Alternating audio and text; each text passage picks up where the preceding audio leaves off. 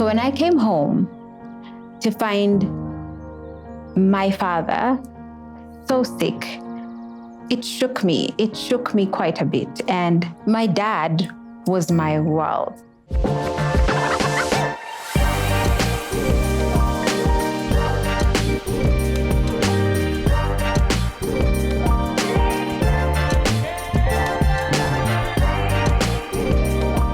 Hi, my name is Kambua. I am a gospel artist, a music minister. I am a media personality. I'm a wife, and I am a mom.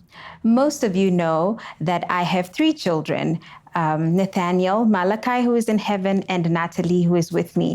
But the truth is, I actually have 4 children. This is something I have never shared with any of you before. But I think it's time, right, to bring you a little bit into my world and tell you about 2 babies that I have in heaven and the 2 that I get to take care of, and a little bit more about myself. So let me take you back to where it all began.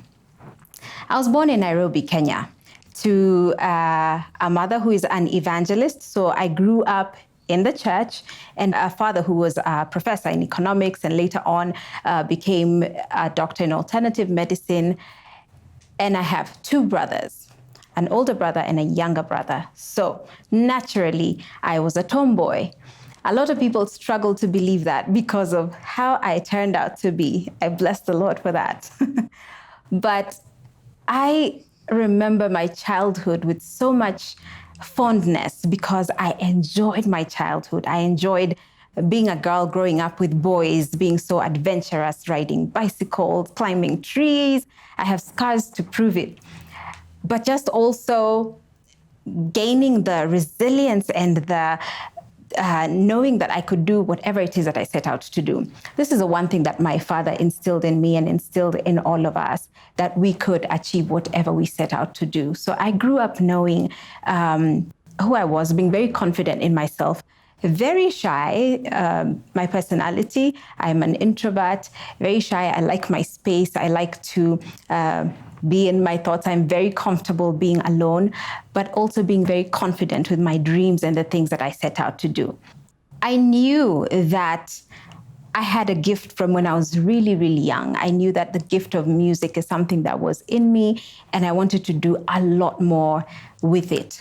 So because I grew up with a mother who is an evangelist, music was around us. My father played the guitar, he sang, he had a loud booming voice. He taught us a lot of hymns. He introduced me to musicians who I probably would not have, interacted with. I got to love Bob Marley and Lucky Dube from my dad. And of course, a lot of country music, Jim Reeves, Kenny Rogers. And then my mother brought in the Christian element. So integrity music was a big part of the music that I listened to growing up.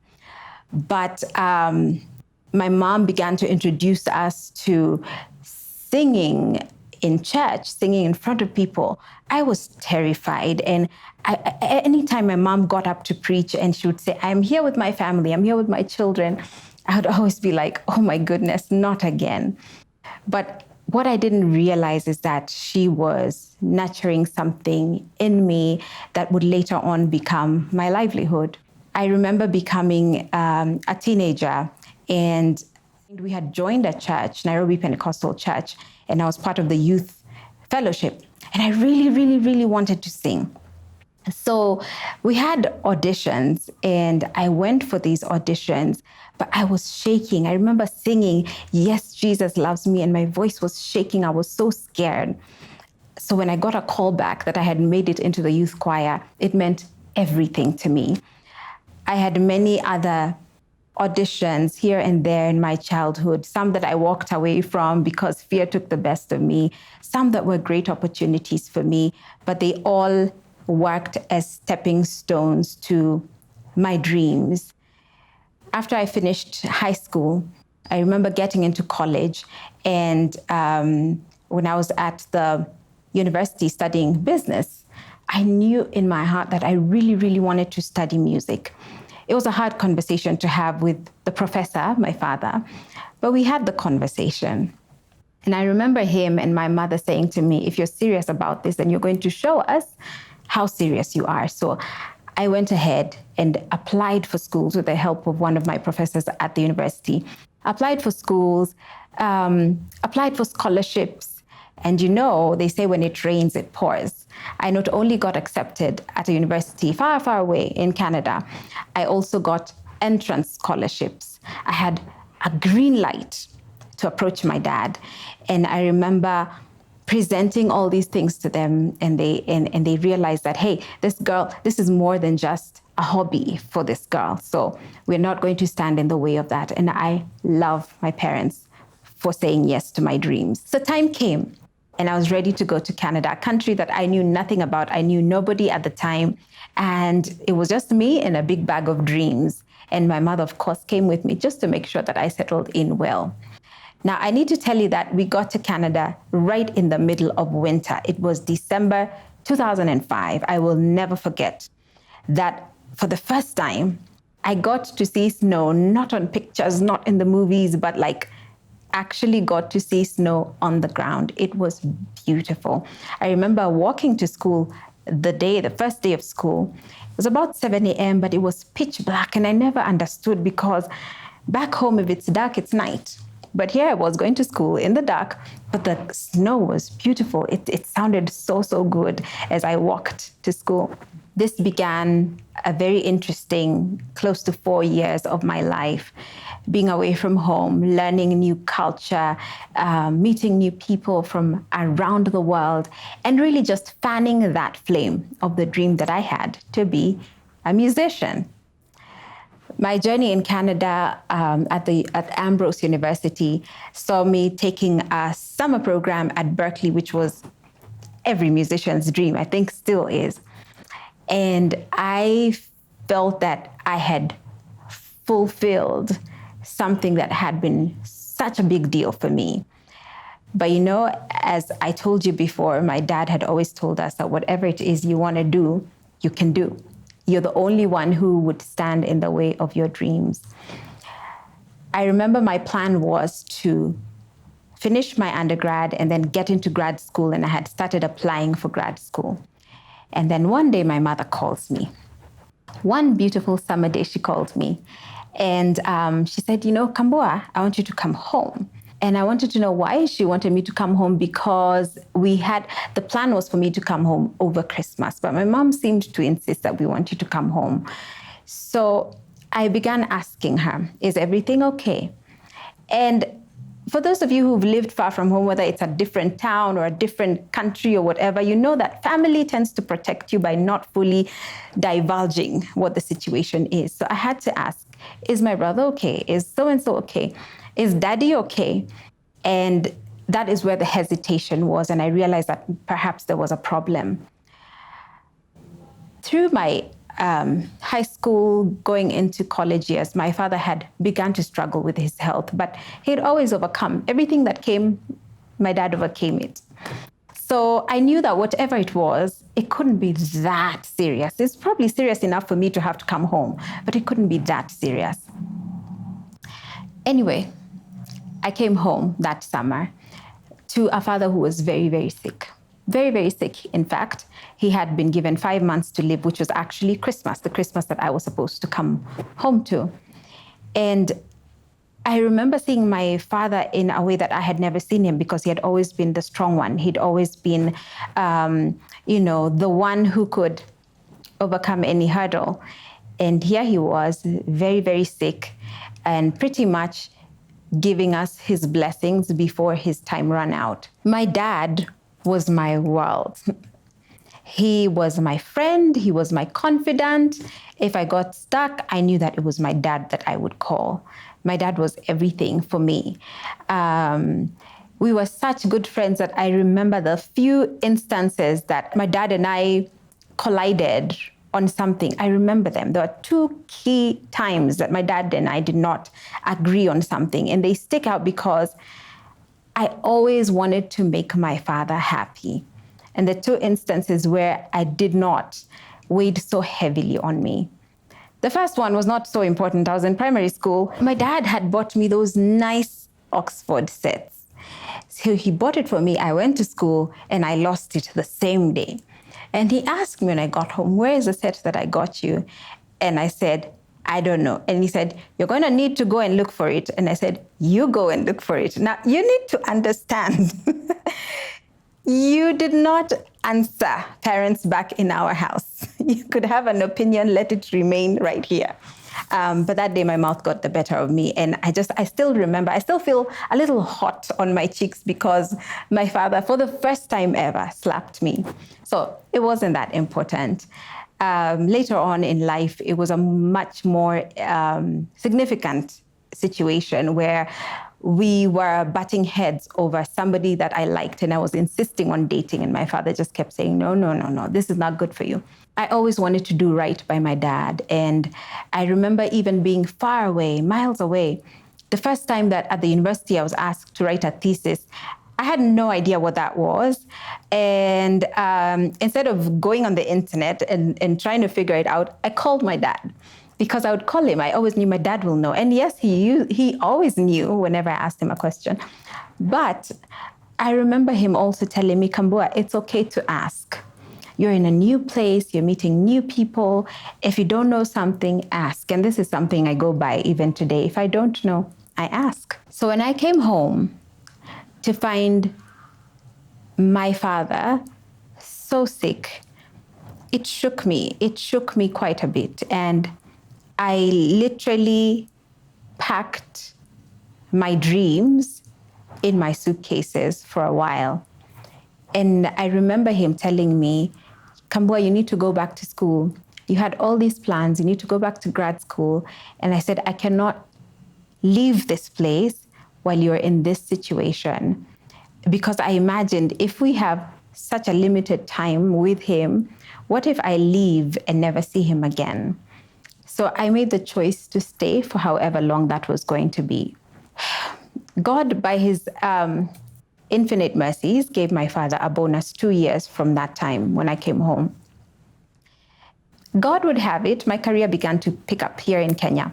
I started to work on my music. I got onto TV. I started to host a TV show. I had so much that started to really go well for me that suddenly the dream that had been so important for me in Canada sort of was left hanging.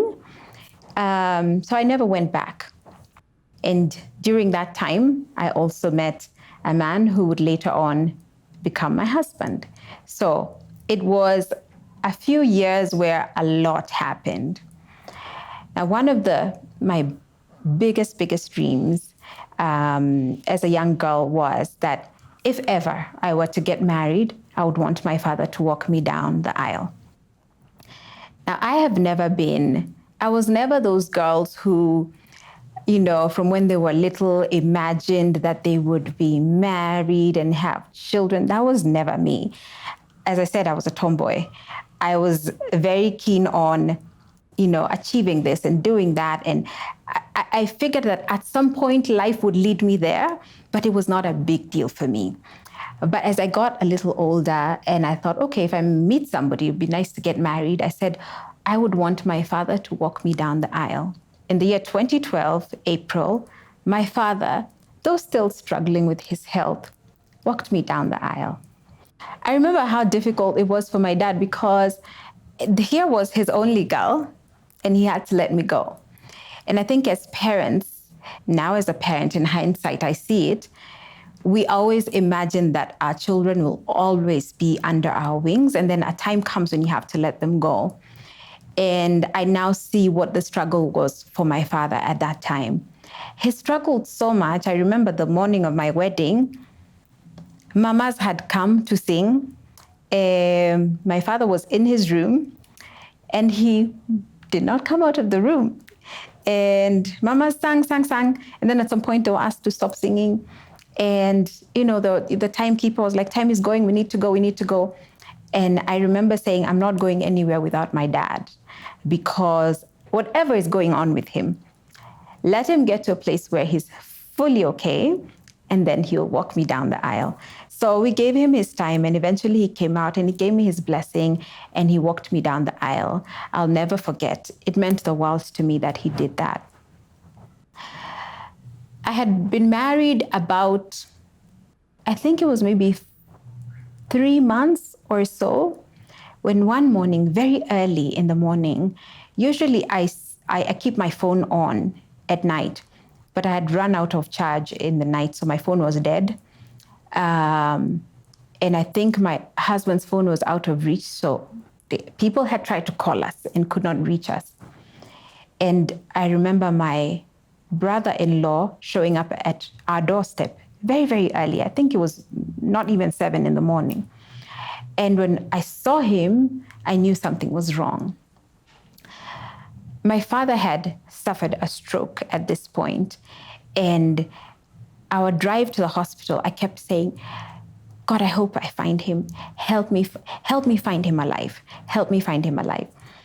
And we got to the hospital, and my dad, in true fashion, he was in a wheelchair. He had, half, what happens when you get a stroke, half almost paralyzed. But he saw me and he had a big smile on his face. And for a moment there, I realized, okay, we came close, but we're still fine. And it began another journey of recovery for him.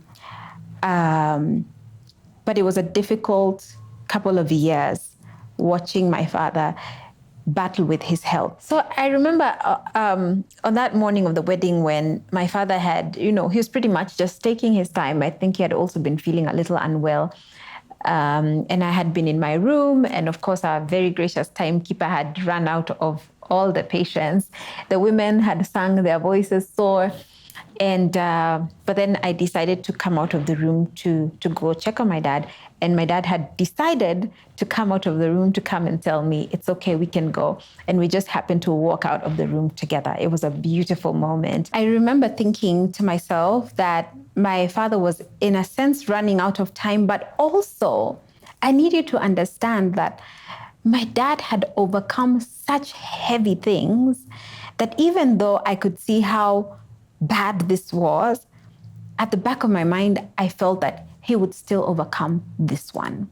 So I still felt like we had time, like his time here was not done.